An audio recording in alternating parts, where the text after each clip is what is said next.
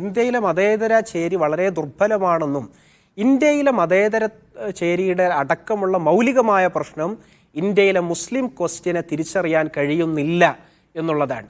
അതിന് കേവലമായിട്ടുള്ള ചില ഇവിടെ പറഞ്ഞ പോലെ കുറേ കാലം നമ്മൾ പറഞ്ഞ നാണയത്തിൻ്റെ ഒരു വശം സിദ്ധാന്തം അല്ലെങ്കിൽ വർഗീയത ഇങ്ങനെയുള്ള കേവലമായിട്ടുള്ള പദപ്രയോഗങ്ങളിലൂടെ സ്കിപ്പ് ചെയ്തു പോവുകയാണ് ചെയ്യുന്നത്. പക്ഷേ ഇന്ത്യയുടെ ഫണ്ടമെൻ്റൽ പ്രോബ്ലം എന്ന് പറയുന്നത് ഹിന്ദു മെജോറിറ്റേറിയനിസമാണ്.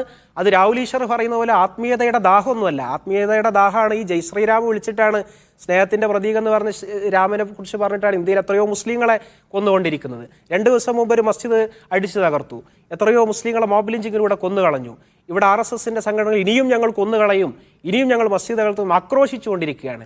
ഇന്ത്യൻ റിപ്പബ്ലിക്കിനെ സംബന്ധിച്ചിടത്തോളം, ഇന്ത്യയിലെ ഡെമോക്രസിയെ സംബന്ധിച്ചിടത്തോളം ഫണ്ടമെൻ്റൽ ക്വസ്റ്റ്യൻ എന്ന് പറയുന്നത് ഇന്ത്യയിലെ മുസ്ലിം ക്വസ്റ്റ്യനാണ്. അതിനെ അങ്ങനെ തന്നെ അഡ്രസ്സ് ചെയ്യാനോ അഭിമുഖീകരിക്കാനോ സാധിക്കുന്നില്ല എന്നത് ഇന്ത്യയിലെ മതേതര ചേരിയുടെ ഒരു വലിയ പരാജയമാണ്.